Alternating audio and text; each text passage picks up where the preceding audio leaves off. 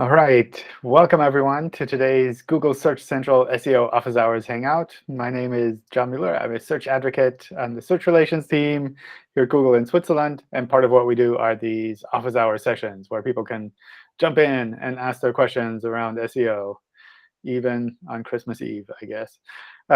It's cool to have so many of you here, and we have a bunch of questions submitted as well. But people are already jumping in to raise their hands, so maybe we'll get started. Wow, it's like almost everyone's raising their hands. So crazy. OK, let's see. Eve, I think you're first on my list. Hi, John. Hi. Thanks for your time. For question in regards to paywalled data or paywalled content. Basically, at the moment, we have a website with a lot of articles, and everything is accessible to Google. And we would like to add a paywall there. But we would also like to only kind of show the paywalled content to Google with the structured data snippets you have. Is it considered cloaking if, for example, I only show this, so I check whether it's Googlebot, and I only show then the structured data and the paywall data, but then to the regular user, in order to really properly hide it, I don't show the data at all, and I don't show the structured data? Or is that fine? That's fine. Technically, it would still be considered cloaking because you're showing something different. But from our policies, that's acceptable. Because users would see then, like if they go through the paywall, they would see the content that you're showing to Googlebot. Yeah. Cool. That answers my question already. Thanks a lot. Cool. Great. Easy one to start with. Let's see. Vahid, I think. John, am I audible? Hello, John. Hi. Hello. Nice to meet you. I have two questions. At first, I want to ask about DMCA report, Digital Millennium Copyright Act of the United States. I want to know if someone copy text content from my site, can I report for DMCA to remove his site from Google search results? Maybe. So the reason I say maybe is because this is essentially a legal process, and I can't give you legal advice.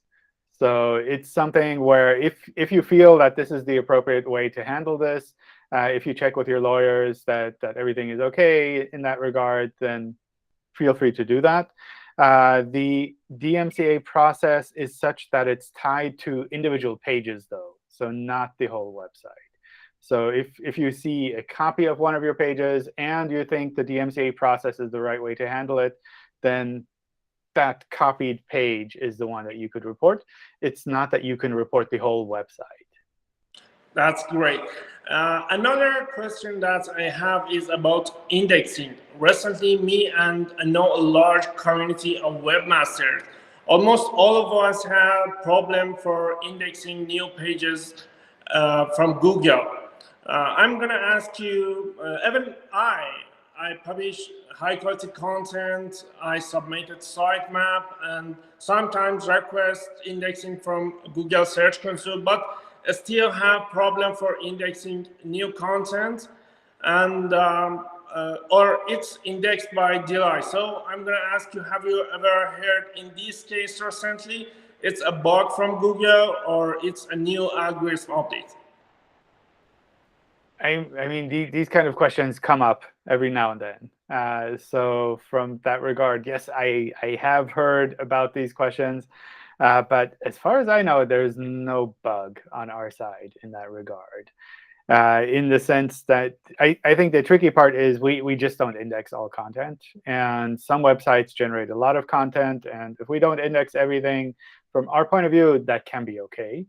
But maybe you want everything indexed, and we can't do everything all the time. The tricky part, I think, is that in the past, it was such that a lot of websites were technically not that great. So it was a little bit clearer which kind of content did not get indexed. And nowadays, websites are technically OK, and it's almost like the quality bar is a little bit higher in that sense, that anyone can publish something that theoretically could get indexed, but we still, like, we have to make sure that we're indexing the right things that are actually useful and relevant for users. So we sometimes have to leave some things unindexed. That's great. Thank you, John. And I have to say, you are very popular among Iranian webmasters. Happy holiday. Oh, wow. Cool. Thank you. Yeah. You too. Thank you for your time. Thanks. Rob, over to you. You're very popular over here as well, John. Oh my gosh. Not specifically here in this household, but outside of here. Outside. People speak Okay. very highly of you. I have an AMP question. Our developer said that some of the page isn't. Some pages are not being indexed because of we're using unsupported HTML tags and attributes. But the page is only our blog, not our normal site that's in AMP. And so some of the, I think on the page, some of the normal menu bars, header, footer, and that sort of stuff is in non-AMP or uses some stuff that isn't supported. So can that mean that the whole page won't be collected, or do you need to, is there a best practice to create a different header and footer and different surroundings so that there's two versions of the page, one that's, you know, in the same way that we do for React Java, we create two versions of the page so that there's a kind of backup. Do you do that for AMP? I think there are multiple things that kind of come together there. So I'd like to just say it depends, but anyway, no. The thing is, if it's not a valid AMP page, then we can't process it with the AMP cache and all of that. All which right. Means if you have a kind of a traditional HTML page and the AMP version of that page, what would happen is we would just index the traditional HTML version of the page and use that. So from kind of an indexing point of view, that would be fine. If you have a pure AMP site where you just have the AMP version, then we would still index the AMP page essentially as an HTML page. Even if it's invalid AMP, we just wouldn't be able to process it with the AMP cache and all of that. So essentially, it's an error in the AMP page, and we won't be able to give you kind of like the advantages of the AMP cache and all of that. But it wouldn't affect the rest of search. So it's not that like it would drop in rankings. From the index, then. Exactly. Yeah. It would still be indexable. Right. And would OK. So it wouldn't get the AMP kind of boost, as it were, but it's still a fairly quick page in general if it's built from. Yeah. OK. All right. So some people therefore consider having the whole, when you say AMP page, it is literally the whole page, including everything on the page, whatever surrounding it, everything. Yeah. OK.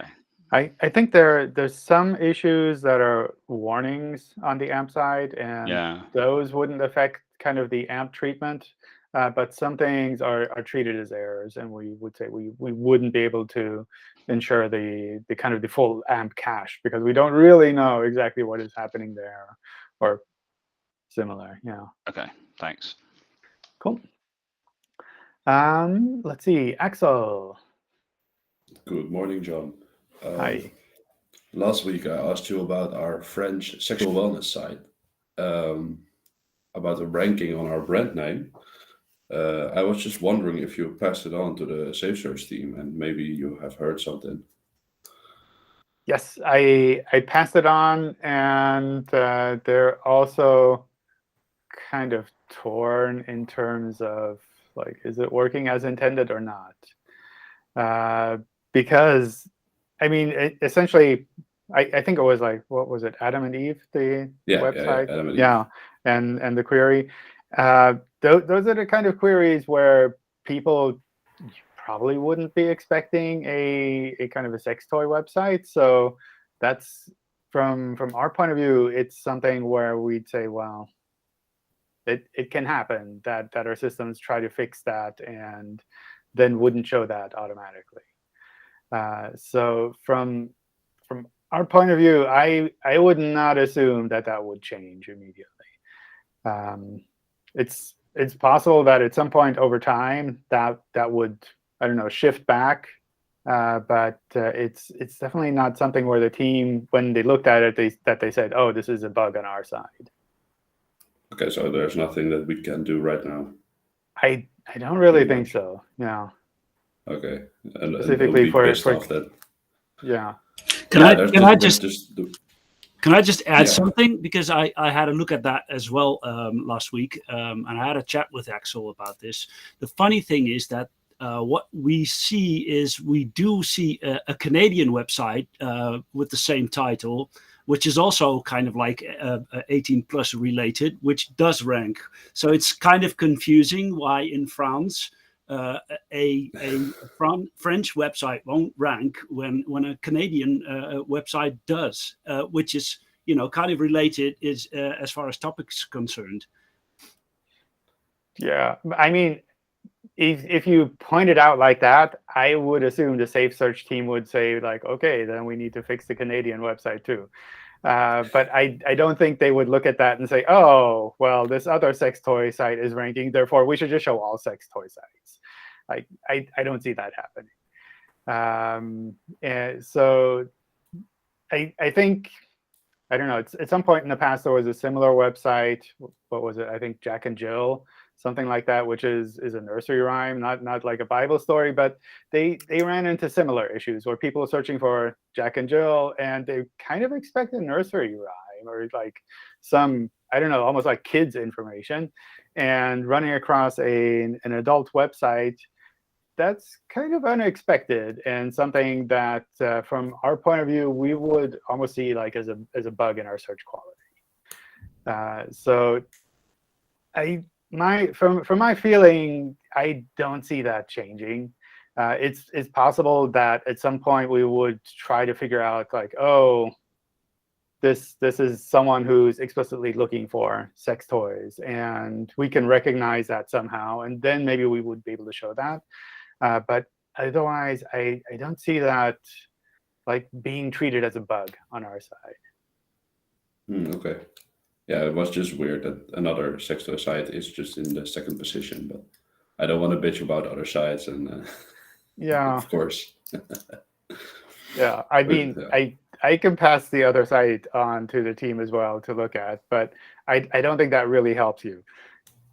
Yeah, okay. Yeah, it's pretty much the same, so it's not that they are doing anything different. So it's just weird that, for example, now they are there and we are gone, but yeah. I mean, it's from our point of view, it's not that it's tied to any specific site. It's not that the web spam team went in and said manually, your site should not rank for this query. It's really essentially our safe search algorithms trying to figure out what is relevant to people, what is kind of like not surprising in a negative way for people who are not expecting that, those kind of things. Okay. Then I know enough. Thank you. Okay, cool. All right, Christian. Hi, good morning again. I was a little bit surprised to see that the Webmaster Hangout is taking place today. So thanks a lot for that, and for all the other Hangouts as well, John. Thanks. Cool. And yeah, I figured out a question, and it's about the product reviews update. I was seeing that even if the update only affects English-speaking websites, so I was seeing some movements in German search as well. So I was wondering if there could also be an effect on websites in other languages by this product reviews update or any kind. So because we had lots of movement and volatility in the last weeks. And so, yeah, my question is it possible that the product reviews update affects other sites as well? I don't know, like other languages. My assumption was this was global and across all languages, but I don't know what we announced in the blog post specifically. But usually we try to push the engineering team to make a decision on that so that we can document it properly in the blog post. I don't know if that happened with the product reviews update. I don't recall the complete blog post. But it's from my point of view, it seems like something that we could be doing in multiple languages and wouldn't be tied to just English. And even if it were English initially, it feels like something that is relevant across the board, and we should try to find ways to roll that out to other languages over time as well. So I'm not particularly surprised that you see the changes in Germany. But I also don't know what we actually announced with regards to kind of the locations and languages that are involved. Yeah, I was just checking to be sure, and yeah, the blog post said it's only English websites, English language websites. So this was because I was so surprised. But yeah. Good to know anyway, and even if it's only targeted on English-speaking websites, you say it could affect other sites as well sooner or later. Okay. Yeah, Good. I mean, usually that's a goal with these kind of updates, where we try to get started with one language or one location and see kind of like what we need to tweak, and then we expand from there. And I imagine with something that is more content related, usually it takes a bit longer to expand to different languages. But I honestly don't know what all they're looking at here. But I at the same time, I also wouldn't expect to see this as being something that, like, over the Christmas holidays, we suddenly roll it out in 12 other languages kind of thing, because the team that works on this also goes on holidays at some point. And if they launch something briefly before they go on holidays and it breaks, then they have to kind of like cancel their holidays as well and fix it again. So we try to avoid that a little bit. That's good to know, so we can relax a little bit in the next few days. Well, I don't know if you can relax. It's like, I don't know. I find holidays really stressful just on their own. So whatever. Okay. Thank you. Cool. Let's see, Hazel. Hey, John. Merry Christmas Eve. Thanks. So I got one question about localization. Do you know any other ways to localize the same set of pages for different English-speaking countries? Like right now, we have several subdomains with geo top-level domain, like maybe from Australia, New Zealand subdomains, and we have set the country in the JSA backend, and also use the Hreflang on page level. But other than that, we couldn't figure out some other ways to help us to localize these subdomains. Do you have any maybe good methods, or maybe some ways that we can improve? Yeah, so I think you covered the main ones. So that's geo-targeting in Search Console and the Hreflang settings. Geo-targeting works on kind of a subdirectory or subdomain level. So it's all pages in there. Hreflang is on a per-page basis. So if you have kind of like a homepage for one country and different product pages for the same country, then each of those pages would need to be cross-linked with Hreflang. So sometimes that's a little bit more work. But essentially, those are the two main methods. The other thing that I always try to recommend is to have some kind of a backup plan. Usually, that's something like a JavaScript-based banner that you can show when you recognize that the user is on the wrong version of a site. So, for example, if a user from Australia ends up on the page from, I don't know, England, then you could show a JavaScript banner saying, like, hey, we have an Australian version of this page here. You can go there directly. the advantage of a JavaScript-based banner is that you can block it with robots text so that from an indexing point of view, it doesn't show up. And if you don't automatically redirect, then essentially all of the search engine side of things, they will be able to process those two versions independently. So that's kind of the other recommendation I have there. And I think finally, the other thing to keep in mind is if these pages are essentially the same, then it can happen that we treat one of these pages as the canonical version.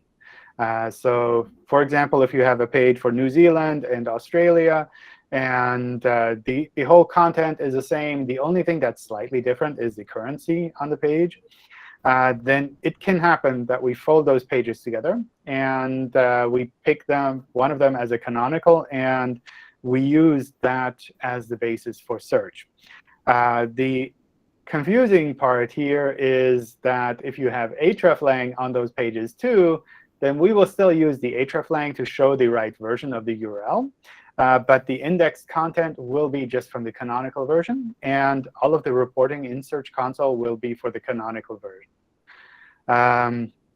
So that makes it sometimes a bit tricky, especially if you have a larger website with essentially always the same content for different countries. Yeah, so our situation is more like the second one you said. We all have the same content for like different subdomains. We have a canonical tag like you just said. Then how can we, like in this situation, how can we maybe make Google to index all pages? I don't think you can. And you generally don't need to, because we will still process the hreflang across those versions, and we will show the right URL in the search results. It's just the content that's indexed is from that one canonical version. And if the content is the same, then we just need that content once. So the only really confusing part that is there in that situation is that Search Console reports on the canonical URL. And that makes it really hard to recognize when is the Australian page shown, when is the New Zealand page shown, because we just show, I don't know, one of those two. OK, I see. So do you think the same content is friendly for, like I just said, the localization? I think you can do it. I don't think it's optimal in all cases. And in particular, for things like the homepage of the site or important pages that are site-specific, I would try to make sure that you have different content there so that they're really indexed independently and that they can rank for the independent versions of their content. So kind of like those pages, I think, are really critical to be clearly separate. But for products and categories and things like that, I don't really think it matters that much if we choose one as a canonical. Yeah, the product pages, almost the same product pages. Yeah. OK, thank you. I got you. And also another one question is, I don't know if you remember that I asked a question about blocking ad URL in the robots tags for Google Bots. Yes, and back then you said it's perfectly fine, but later after we operated it, and our PPC team they add the new ad campaigns, but find that all campaigns are disapproved in the ad system. So we. Oh, OK. So do you think? I don't know how the ad side deals with that. I thought that would be fine, but you would probably need to check with the ads folks then, just to be sure. Yeah. Just to, and later when we found out that situation, we immediately put the ads URL, back to the normal. OK. Yeah. And then they all got crawled again. Yeah. Just to let you know. Thank you. OK, thanks. Cool. OK, Sumit. Hi, John. Good morning. Thanks for the Google search form. Actually, I have few questions and also asked last week. Like my first question is that like my website has millions of pages, like category, subcategory, and product kind, e-commerce kind of pages. So we have added a dynamic content because millions of pages. So there's a very difficult to add you separate content or maybe unique content on each pages. So we have added dynamically like template based content on like category pages, subcategory pages, and product pages.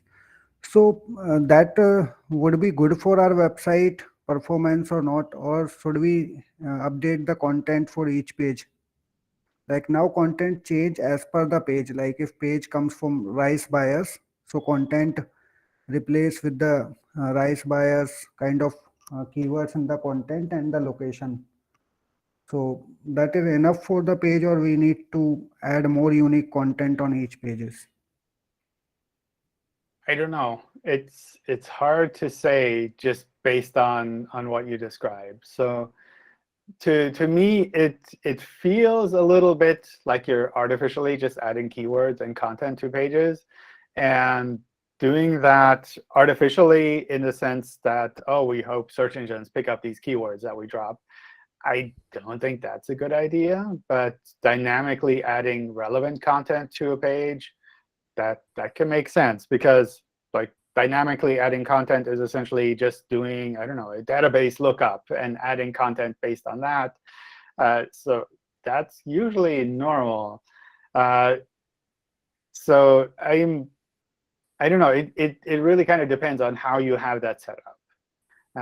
And the main thing I would really avoid is that you run into a situation where you're artificially adding content to a page just in the hope that this page ranks better for the keywords that you artificially add. Because then the page itself will contain this artificial content. And when users go there, they'll be like, why are these random keywords on this page? It doesn't make any sense. So from that point of view, making sure that you actually have good relevant content for those keywords, that's more what I would focus on, and not so much that you just find a way to inject a bunch of keywords into a page.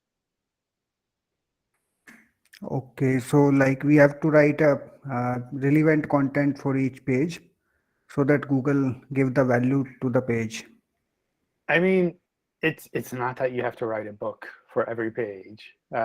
So it should be something on the page that is relevant. And if it's a category page, then the products that you have listed there are very relevant, for example. Yeah. And usually you have a description of that category. That description is very relevant.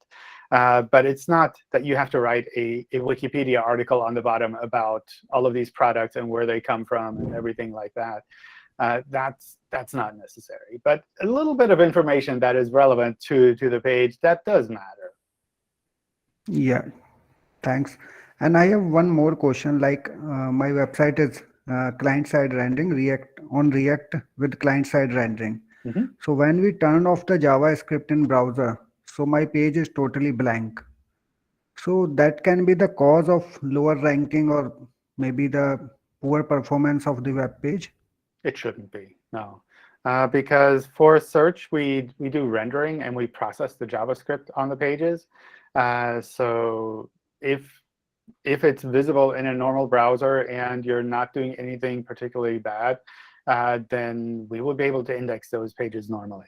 You can double check with the inspect URL tool in Search Console to see if the content is actually visible when Googlebot tries to render the page. And if the content is visible, then you should be all set. OK. And one more thing, like should we add contact us page or GMB page on our website? Like we are target global. So do we need to add contact us page and GMB, embed GMB or create GMB page as well for the website? I think like a contact us page always makes sense, even for global business. The Google My Business or Google Business profiles, that's something that's usually more tied to a local business location where people can go. But if you have a local business location where people can go, then I would definitely set that up. I mean, it's free to set up, and it's helpful for I don't know, getting people to come in person at least. Yeah, sure. And last question, like we have already added a search box in our website. So user come on our website and search over there, and it generates a unique URL for every search. So these URL should be indexable or not? Usually not. The main reason for, I think there are two main reasons for that. On the one hand, it's very easy to end up in a situation where you have another million URLs that are just different searches, which doesn't provide any value to you. So kind of this, we call it an infinite space. That's that kind of a problem. That's something you want to avoid. And the other thing you want to avoid is that people do spammy things in the search box and try to get those things indexed, which could be something like they're searching for their phone number and, I don't know, the business type that they have. And then suddenly your website's search page ranks for that kind of business and shows their phone number. Even if you don't have any content that matches those queries, sometimes they do this to try to be visible in the search results. So I would block these kind of search pages with robots text. That way you can be pretty sure that we won't be able to index any of the content. Yeah, thanks, John. Thanks for the answer for all the questions. Thank you very much. Thanks. Yeah. Cool. Let me go through some of the submitted questions, and I'll get back to the others here who have their hands raised as well towards the end, just to make sure that we cover some of the submitted stuff too. The first one I have on my list is, would an SEO firm be classified as a your money or your life website? Or is it only related to medical and financial advice websites? It's an interesting question, but I don't think SEO websites are that critical to people's lives. Like, obviously, if you work at an SEO company, then you're kind of tied to that. But it's not that like the website itself is like a your money or your life type website. So from that point of view, I personally wouldn't see it as fitting. And not every website that sells something is kind of like falling into this category. But what I would recommend here is, rather than kind of like blindly trying to see, is this type of website kind of falling into this specific category, is to read up on where this category came from, namely the quality rater guidelines, and to kind of understand a bit more what Google is trying to do with kind of understanding these different types of websites. Because usually that will give you a little bit more background information on like what is actually happening and what could that mean for these type of websites that you're working on. Then at the beginning of December, we migrated a CMS site. The site averaged 50,000 sessions per day. It didn't have AMP, and it had a lot of performance and SEO problems. The migration consisted of making respective 301 redirects, going to a full AMP format. And it goes on and basically says, since the migration, the website has basically lost all traffic, or a lot of traffic. So I took a quick look at this before. Usually what I do with these kinds of questions is go to our internal tools, and where I see something similar to what you would see in Search Console. And I try to look at a period before the change and after a change, in particular with regards to kind of like the overall visibility that the site gets, so the impressions. And sometimes that's kind of matches when a site actually makes technical changes, and sometimes it doesn't really match. And one of the things that I noticed when looking at this site in particular is it used to rank for a lot of terms where I would consider it not to be that relevant. So for example, what I saw is it was ranking for things like how to log into WhatsApp, or how to install WhatsApp, how to download WhatsApp, those kind of queries. And the website itself is not actually WhatsApp. So from my point of view, that's something where essentially this website got a lot of traffic for queries where I would say it could be considered almost like a bug on our side that this happened. And obviously, we show a number of different sites for these kind of queries. And it's not that we just show that one official site for that. But it's still something where I would say, if you're not WhatsApp and you're kind of like suddenly no longer ranking for queries like how to log into WhatsApp, then from that point of view, it's like it's not really a bug on our side that this has changed. And sometimes these kind of queries can drive a lot of impressions, and with them, probably a lot of traffic as well. So if you just look at the overall traffic to a website, it can look like there was a significant change. But if you look at the actual kind of relevant traffic for a website, assuming I think this is like something like a news type website, if you look at kind of like the relevant traffic that is relevant for this kind of website, then that looks like it's actually pretty stable. And it's sometimes tricky to figure out like which part of the traffic that you're seeing or the impressions that you're seeing is actually relevant to a website. And it's hard to also like have a high-level view of the website while trying to ignore those less relevant things. So for example, we saw this with our own search documentation, where we worked together with the SEO folks to try to de-emphasize specific queries.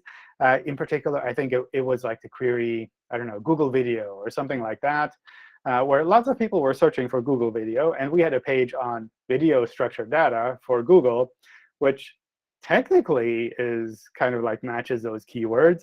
But practically, it didn't really make sense for those users. So when we looked at the overall impressions to our site, we saw this fairly high number.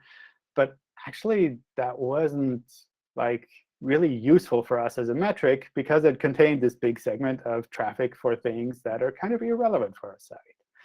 And that, I think, is a bit tricky. And means that when you recognize this kind of situation, it means that you can't just look at the overall traffic to a website and say, oh, this is a metric that should remain stable or go up. You should try to figure out what is the portion of relevant traffic there, and how can I recognize that and track that over time. So from my point of view, looking at this specific site, I didn't see anything technically incorrect with regards to this migration. It's essentially just our search systems trying to figure out, like, what should we really show for queries like this? And maybe it's not that particular site. And probably it's not really a bug that we would not show that. And my feeling is that the timing here was almost more accidental with regards to the technical changes that were made. And it's something that would have happened anyway over time. Let's see, the structured data for paywall content. I think we covered that. Does Google have someone tasked with the job of recording each update in a logbook and noting which aspects of search are impacted? If so, is it called Google's Book of Secrets? Yeah, I don't know, Alan. I don't really have a good answer for you there. We do track the changes that we make, and we try to figure out what all is changing over time. But there are lots of things that are changing in search, and sometimes it's really hard to track back because these things are approved at some point, and then they launch at some point. And when you look at an individual URL and you see changes there, it's really hard sometimes to track back, even on our side, which of the changes had an effect here and what caused this kind of difference in ranking. So even if we gave you this kind of logbook of Google's kind of search changes, I think it's really hard to turn that into something useful and say, well, now that I know what Google has changed, I will always be updating my site to match that, because you can't really do the reverse of that. So that's kind of tricky. And the other aspect is like you want this to be tracked in Excel, which I don't know. That doesn't seem like a good idea. When it comes to breadcrumb structured data, does it have to be exactly the same as the breadcrumbs that a visitor would see on a page? I sometimes see a condensed version of breadcrumbs on the page, while the structured data is a complete breadcrumb path. Are both acceptable options? Essentially, what we do with structured data in general is we try to recognize if the structured data is visible on a page or not. And if it's not visible on the page, then we have to figure out, does it still make sense to show this in the search results? So if you're doing something like showing shorter version of a breadcrumb on a page and we can't match that, then it might be a bit hit and miss if we actually pick up that breadcrumb markup and use that. If you're taking individual crumbs, or I don't know, like the individual items in the breadcrumb list, and you're just showing some of those but not all of them, then it might be that we just pick up those. It might be that we still pick up the rest because we see overall a lot of the breadcrumb matches. But it's not guaranteed that we would be able to pick up and use the full breadcrumb markup that you have if you're not showing that on the page. And that's similar to other kinds of structured data. I think the main exception that I'm aware of is the FAQ markup, where you have questions and answers, where from our point of view, the important part is that the question is actually visible, and the answer can be something like a collapsed section on a page. But the question at least has to be visible. I have a few sites from the same owner that talk about different aspects of the same topic overall. Let's say gaming, for instance, and different sites target different parts of gaming or different games. Would it be considered against the guidelines if the footer of each site of one links to the others? So from our point of view, as long as these are significantly different sites, that's perfectly fine. As long as you have a reasonable number of sites, then I don't see a problem with that. By reasonable number of sites, I'm saying, like, I don't know, maybe like 1 or 2 handful of sites that you link like this. If you have something like hundreds of sites that you're linking like this, then to me, that starts looking a lot like doorway pages, doorway sites. And that would be something I would avoid. But from a technical point of view, you could do something like this, like linking between the different versions of or the different sites that you have. If it's something, I don't know, along the lines of like 5, 10 sites, maybe maximum. From a practical SEO point of view, I don't know if you actually get an advantage out of splitting things up into separate sites like this. Sometimes having one really strong website is a lot more value than having multiple sites that are kind of like lower value. In particular, if you're active in a very competitive area and you take your pretty competitive site and you split it up into 10 different versions, then it can be that those 10 different versions are individually kind of seen as being less strong. And then in that one very competitive area where you're active in, then suddenly you have 10 sites that are seen as a little bit less strong, which can't compete at all with the first page search results. So that's something also to try to keep in mind, in that, like, just because you can split things up into separate sites, sometimes it doesn't really make sense to do so. And I'm a big fan of having fewer sites, not having more sites. On the one hand, it's easier to maintain, but on the other hand, you can make those sites a lot stronger too. Let's see, a question about multilingual sites. We run a site with under 300 index pages, all in English. We're looking to translate about half of these pages to Spanish, which will be placed in the subdirectory on the same domain, like /es, and tagged as alternate language versions of the English content. Is it OK to translate only some of the page's content, or should we translate everything to exactly mirror the English website and stand the best chance of ranking in other locations? I think we looked at this last week, but in any case, it's fine to just translate some pages on a website. We look at the language of pages individually. So if you have some pages in Spanish, we just look at those Spanish pages when someone is searching in Spanish. It's not the case that we would say, oh, there are a lot more English pages than Spanish pages here, therefore the Spanish site is less important.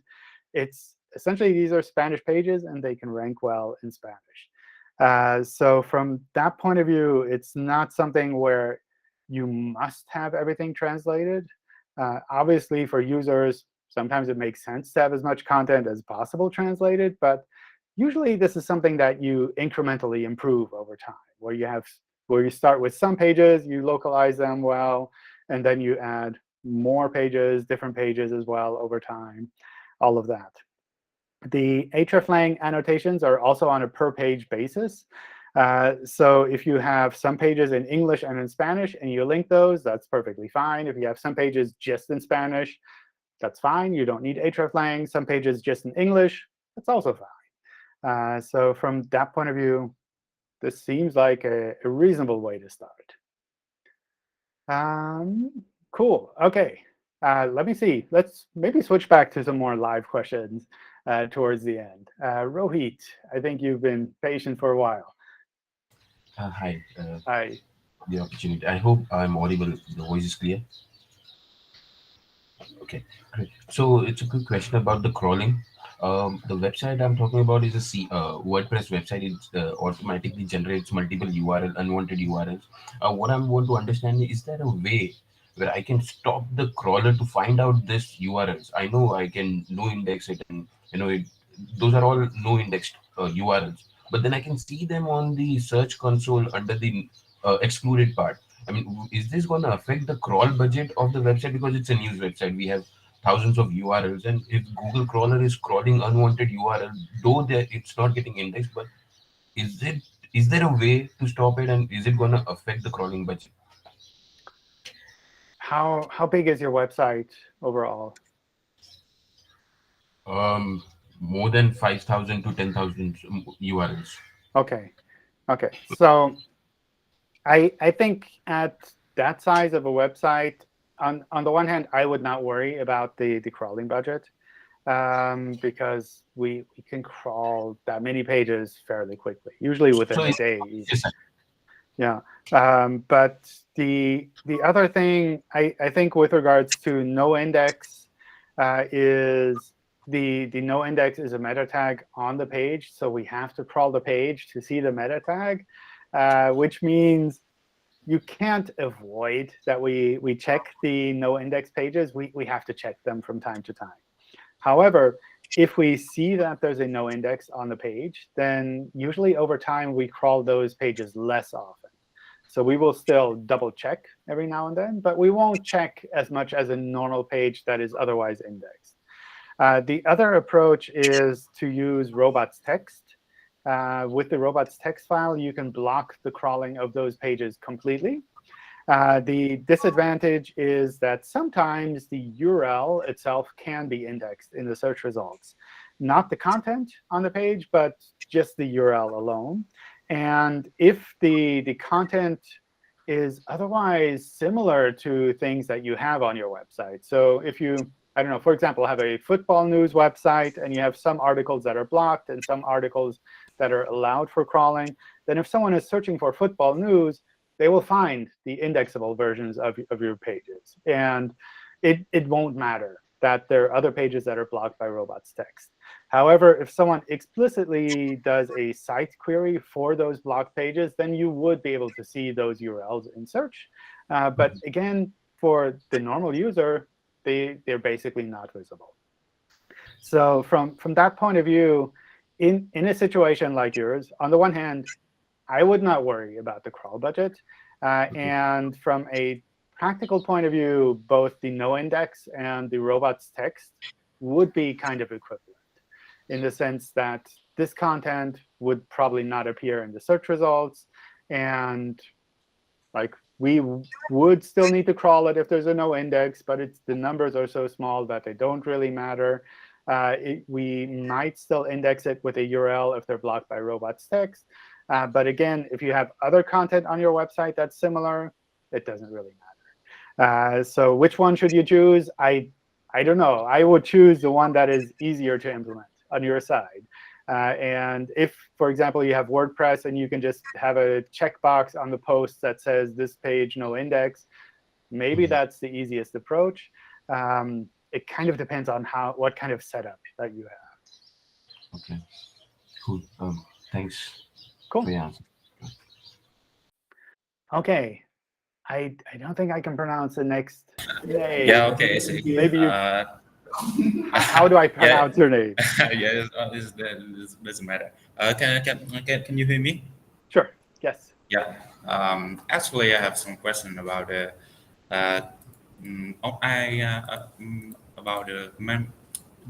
people use traffic bot to manipulate the Google ranking. Yeah, I saw the Vietnam. I'm in Vietnam, and I saw the local site in Vietnam about the SEO service. Yeah, SEO service. They try to use the traffic bot to drive traffic for this keyword and its variation about the SEO service, just like a best SEO service or something. And I see the ranking, I see the traffic. It grow from 20 to 30, from 20 to 30,000 volume just 1 week. Just 1 week for all of variation and ranking, and the ranking and the website appears from nowhere to top 1. So what do you think? What do you think it affects negatively on the marketplace or something? I don't know. It's hard to say. I think one really tricky aspect there is that we don't use something like that as a ranking signal. So it feels like you might be seeing something in your tools when you look at that, which is not actually the reason for the change that you're seeing in search. It might be, for example, that maybe other sites just happen to drop out of the search results at that time, and because of that, we ended up showing something that was like less visible previously. But it also sounds like you might be seeing some kind of almost like a search quality issue in that it's perhaps not a spammy site. I don't know. Like, since you didn't mention that it was spammy, it's just an SEO site. Yeah, it's a SEO service site. Yeah. Yeah, it's too bad because I couldn't share my screen for a visual look. But actually, I have a tweet. I have a tweet about this case study. So can I drop my links to this comment? Yeah, sure. Yeah. Put it in the chat, and then I can pick that up, and I can show that to the team here as well to double check. But I think it's really tricky, especially when you look at things like search volume, because that's something that the external tools, they can just guess. You can't really know. You see the organic keyword just 43, but organic traffic is 27 volume, 27,000 organic traffic for all of the queries about SEO service. It's quite crazy, and maybe crash the search marketplace. Yeah. I don't know. I feel it's really tricky when you're looking at kind of external tools and saying like, oh, this other person's site is getting so much traffic, because I've also seen cases where the tools have reported that a site is seeing a big drop in traffic, and then the site itself is like what change? I don't see any change. I see. It's tricky, but it's kind of tricky. But I hope you can keep an eye on this, because in Vietnam, in local Vietnam, this case appears too much. Okay. Too much. Yeah. Okay. I don't know, like if I can fix too much, but I'm happy to pass it on to the team to double check. Thanks. Yeah. Okay. Great. Thank you. Cool. Thanks. Yeah. Thanks. Merry Christmas. Thanks. You too. Yeah. Let's see, Andres. Hi, John. I also have a question about crawling. We see in our log files, and also proven that it's Googlebot via IP, a lot of crawling from the organic bot to UTM parameter URLs Google Display and Universal App Campaigns. But we have checked and we don't see any links coming from anywhere to those URLs. So we're a bit surprised of this behavior. Do you have any idea of where or why this might be happening? And what kind of tag URLs are they? Google Display, so UTM, Google Display, and Universal App Campaign. Okay. So both basically display campaigns. Yeah. I don't know offhand. The one place where with Googlebot we also crawl pages that you list in ads campaigns, I think is for product search. So if you have a product search feed or merchant center feed, I'm not sure what it's called, set up, then we would also crawl those pages for Googlebot to make sure that we can pick them up for the merchant center. And if you have tagged URLs in there, then that can happen, that we will keep those tagged URLs and reprocess them. I don't know offhand how it works with Merchant Center. It might also be that other people are able to submit these kind of products kind of like from your site in a separate feed. So it might necessarily not be you who's submitting them, but maybe someone who's working on your behalf or who has the permission to do that as well. But that seems like the most likely reason for something like this. I mean, the other aspect is if we find links to these pages somewhere, we will try to crawl them. So if you have tagged internal links within a website, we will still try to pick that up and crawl that. If you have things set up in JavaScript that maybe you have tracking URLs with these parameters set up somewhere, and when we process the JavaScript, it looks like it's a link to those tracking URLs, we could also process that. But it sounds to me like it's not individual cases that is happening for your site, but rather like a large number of these URLs. And that feels a lot like the Merchant Center side of things. OK. Yeah, because it's quite large. So it's those URLs are crawled. So basically 50% of our crawling budget or crawling of our organic bot. But the thing is, I've also been looking into Search Console, and in Search Console, that's not reported. So we don't see this parameter URLs in Search Console. Might that be an indication of something? It depends on where you look in Search Console. So in the crawl stats report, if they're being crawled through the Googlebot infrastructure, then they should also be listed there. In the index coverage and search performance side, I don't think we would list them. Yeah, no, it was in the crawling report. Yeah. So if they're not visible in the crawling report, then that almost feels like something weird is happening in the sense that maybe it's not an official Googlebot that is crawling you like that. I don't know. It's hard to say, because we do have different systems that use the Googlebot infrastructure, and they allow for that reverse IP lookup. And all of those should be listed in the crawl stats report in Search Console. OK, because we checked via IP and also did the DNS lookup manually for a couple of them, and it does seem to be Googlebot. Does it map back to Google or to Googlebot directly? Because within Google Cloud, you can also run services, and those IP addresses go back to Google, but they don't go back to Googlebot. So no, it does. Just checking the terminal, and it is Googlebot. OK. Yeah. Then they should definitely be in the crawl stats report in Search Console. OK. OK, so mystery. And I have another question, if I may. Sure. Does Google crawl ever websites without being Googlebot? Without being Googlebot.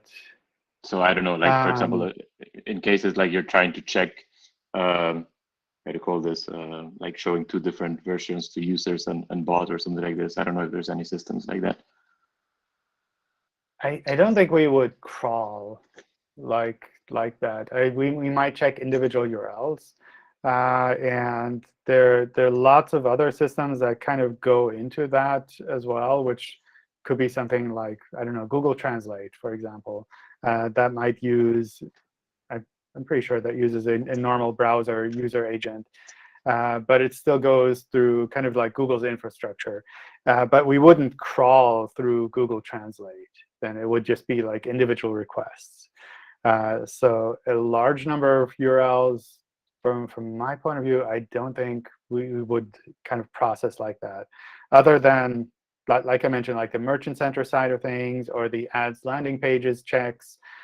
Those are also like a large number of URLs, but they're based on what you submit to those systems appropriately. Okay, in any case, those would be crawled via AdSpot typically, right?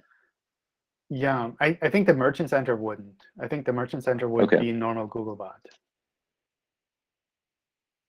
Okay, so basically no Google crawling large scale without showing that it's somehow Google. Yeah, I don't think we do that for policy reasons anyway. But I'm kind of like, theoretically, like it might be that someone has tried that at some point, but I don't think that's something that we would do on purpose. Cool. OK, let me take a break here. Thanks a lot. Sure, thanks. Let me take a break here. I'll get back to the other questions that are still have their hands raised, but just so that we have kind of like a reasonable length recording. Thank you all for joining in, even on Christmas Eve, sending so many questions our way. I hope you have a good holiday time.